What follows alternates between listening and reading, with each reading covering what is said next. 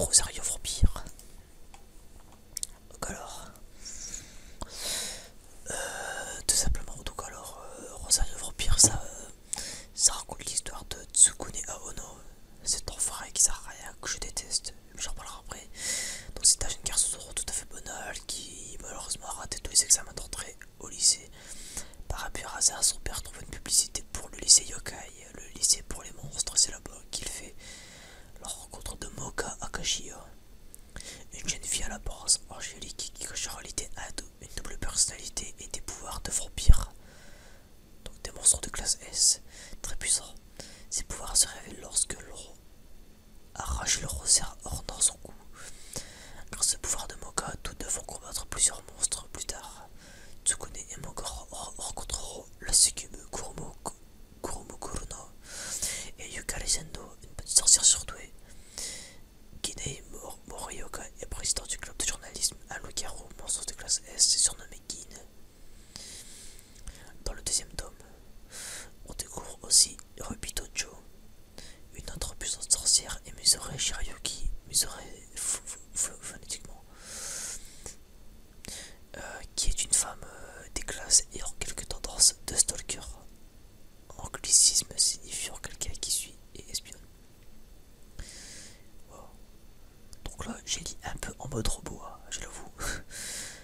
Donc pour stalker, voilà, c'était bon, c'est grosso modo c'est Yandere quoi. Un peu.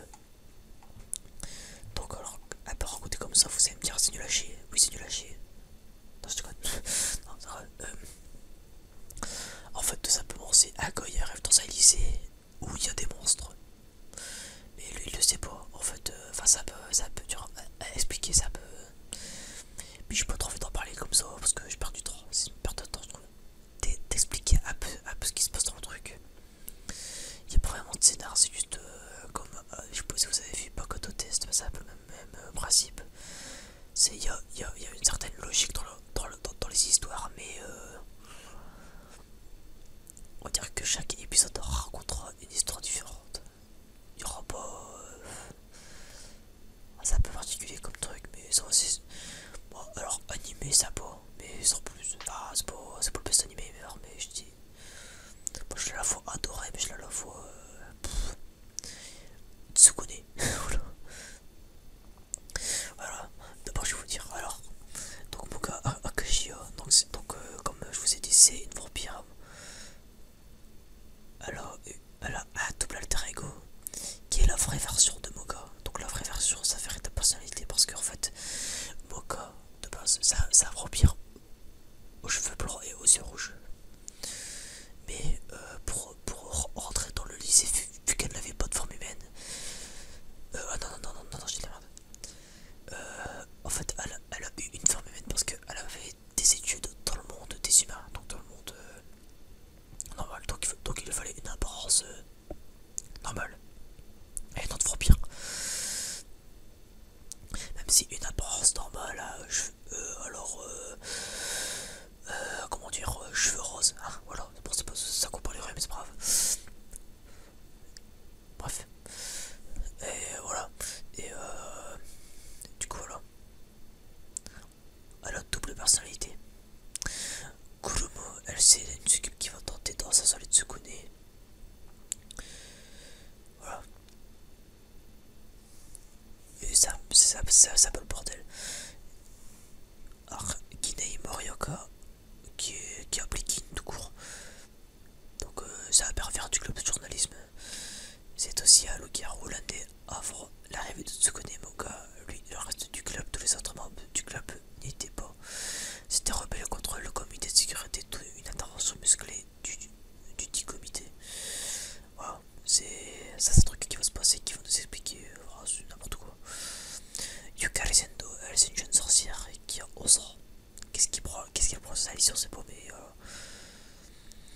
alors Misora Shirayuki, elle, c'est une sorcière de glace. Enfin, c'est une femme des neiges. Donc non, aucune blague sur la reine des neiges, please. Hein, ce serait trop facile. Ensuite, il y a... Et je pense que c'est tout. Après, on a Coco,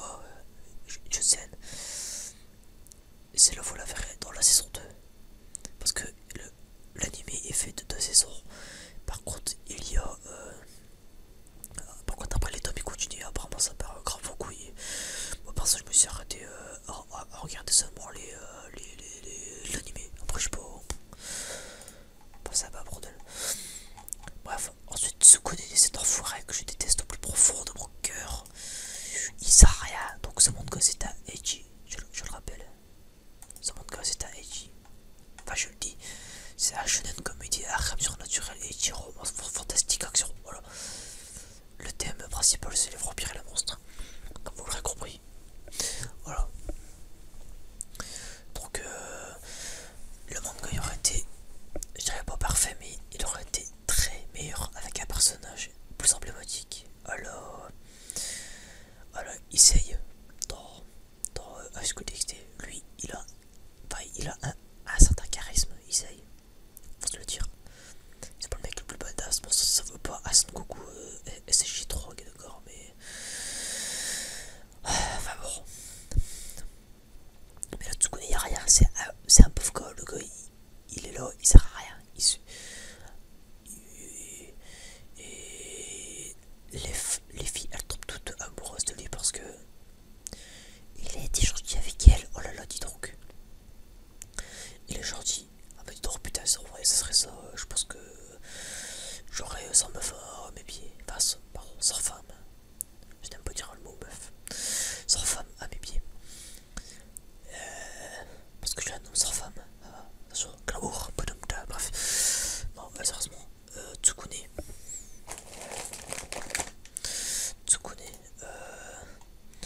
Alors, comme le dit son truc, c'est un gars tout. Enfin, sa description, c'est un gars tout à fait banal. Il entre dans le lycée yokai. Yokai qui veut dire monstre japonais d'ailleurs.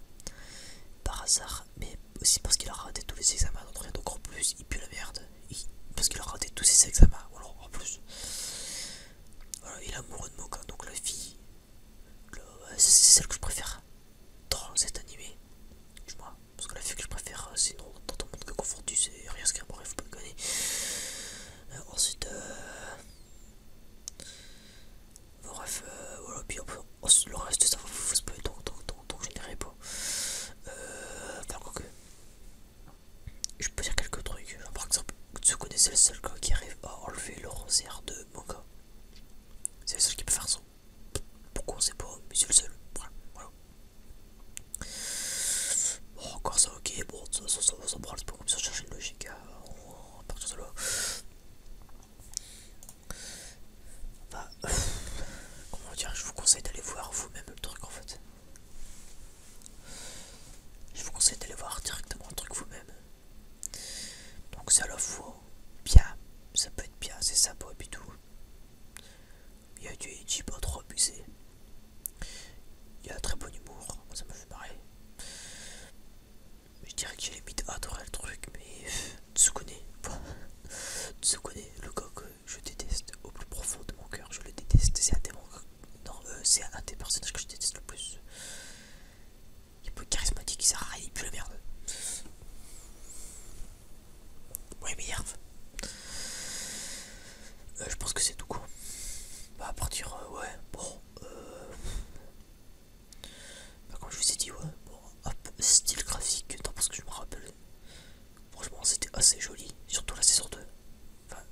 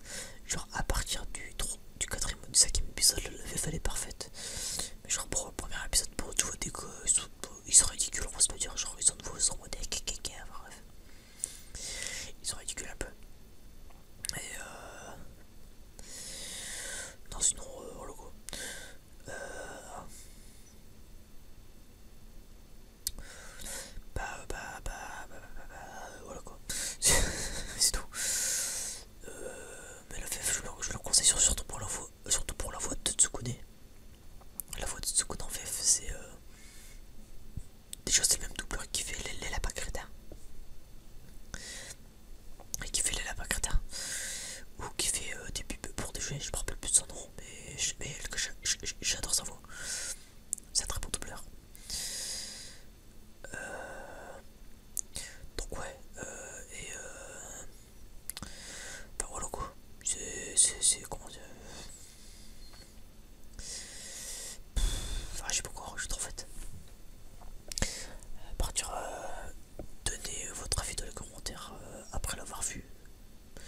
Ou si vous intéresse ou quoi. Voilà. Mais bref, sinon, dernière petite parenthèse sur ça. Tsukune, sa voix en VF, elle est meilleure que celle en VO. Parce qu'en VO, ça fait la voix des. Ça fait une voix trop aiguë, ça fait une voix. On dirait que c'est une femme qui le double. Du coup, je déteste. Là. Non, moi, la VO, je l'ai pas trop aimé parce que je l'ai carrément, je le dis carrément même détesté pour certains personnages. Genre, Tsukune.